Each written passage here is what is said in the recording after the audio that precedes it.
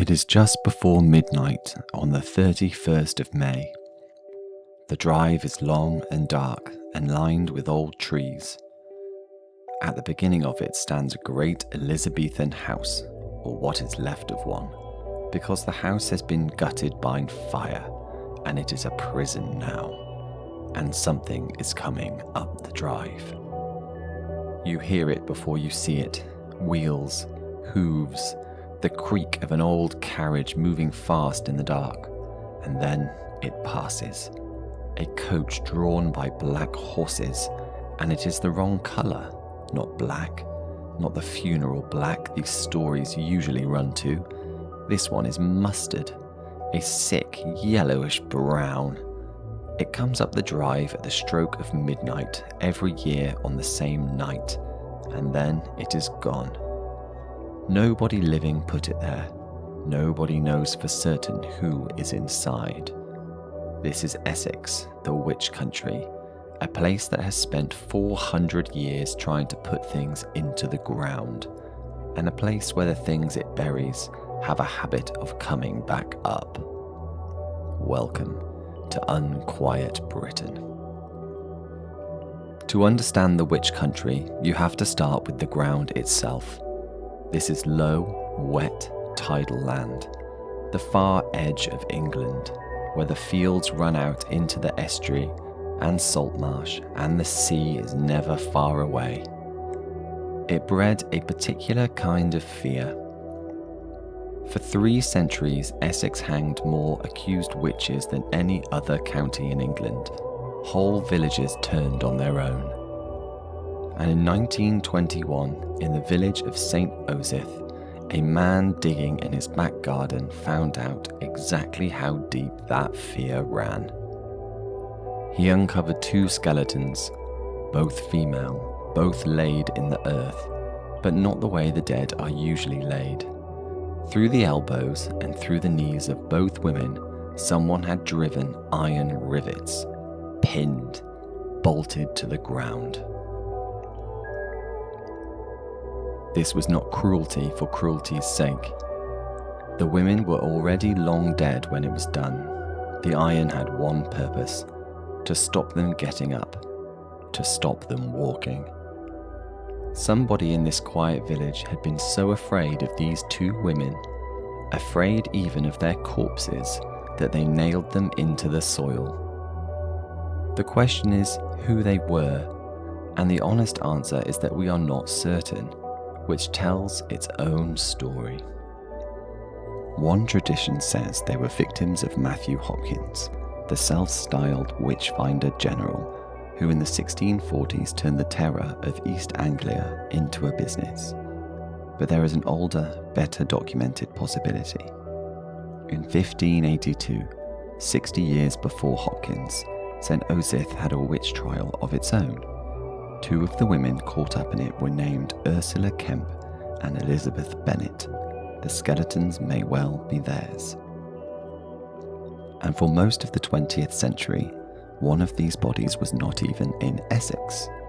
It had been dug up, carried 200 miles, and put on display in a museum of witchcraft in Boscastle on the coast of Cornwall, labelled for the paying visitor as the bones of a witch.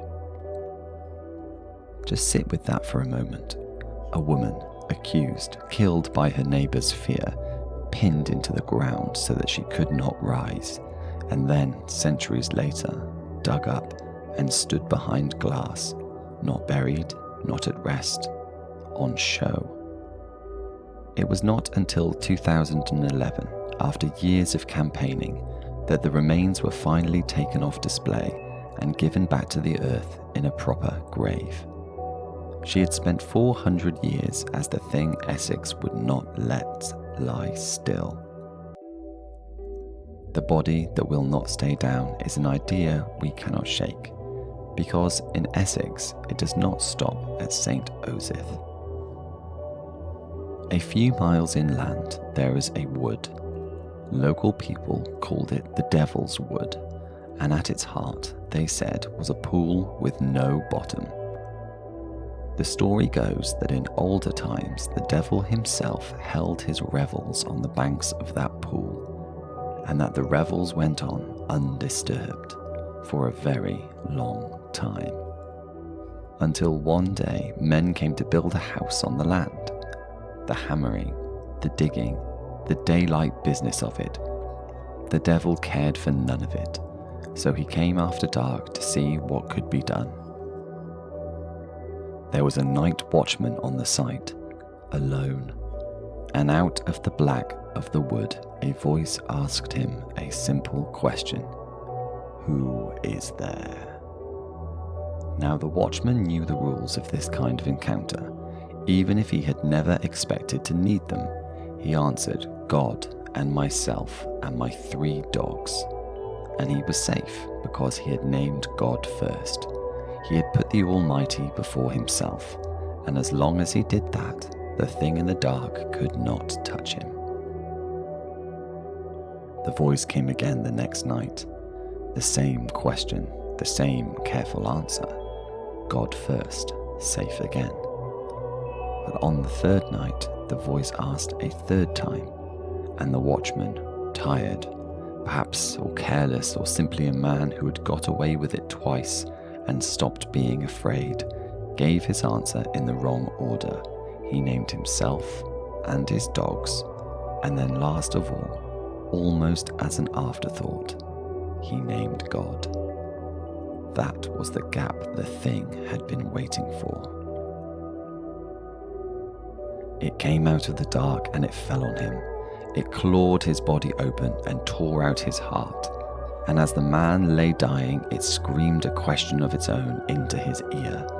It wanted to know where the heart would be buried, in a churchyard, or a field, or a road, because if it knew where the heart lay, it could claim the soul. The watchman could not answer. He was past answering. But his workmates could, and they did the one thing that might save him. They took his heart and they sealed it inside the wall of Tolleshunt Knights church, in consecrated stone where the devil could not follow. The house got built in the end. They called it Barn Hall, and there is a beam in it to this day that the people call the Devil's Beam. Its blackened sides scored with long, deep marks that look, if you let them, exactly like the drag of a claw. A heart in a church wall, claw marks in the timber, and we have still not reached the worst of it. 2 miles east of Theydon Bois stands Hill Hall, or stood before the fire, a great Elizabethan house built in the 16th century, and almost from the moment it went up, it had a reputation. The first story told about it is one of the cruelest in the county. A beautiful young woman lived at the hall, and she was courted, all at once, by 7 brothers. And she could not choose between them. She would not say which one she loved. So the brothers found a way to settle it themselves. In front of her, in the same room, at the same moment, all 7 drew their swords and fought. Not a duel, a massacre. A 7-cornered fight to the death over a girl who had only ever been asked to make up her mind. Every one of the brothers died. And afterwards, so the story goes, the bloodstains on the floor and the walls of that room could not be removed. They were scrubbed and they came back, painted over, and they bled through for years. Here is the thread again, the thing this whole county keeps insisting on. In St Osyth, they pinned the bodies down, and the bodies would not stay down. Here they washed the blood away, and the blood would not wash away. Essex buries its dead, and its dead refuse the burial. Hill Hall went on being haunted long after the brothers. A grey-haired woman, nobody knows who she was in life, flits through the ruins. Before the First World War, a phantom dog was sometimes seen lying on one of the beds, and no one ever learned why. And then there is the coach. On the stroke of midnight every year, on the 31st of May, a coach is said to come down the drive of Hill Hall, and it is the wrong colour, mustard yellow, painted in a sick and particular shade. The likeliest explanation is almost mundane, and somehow worse for it.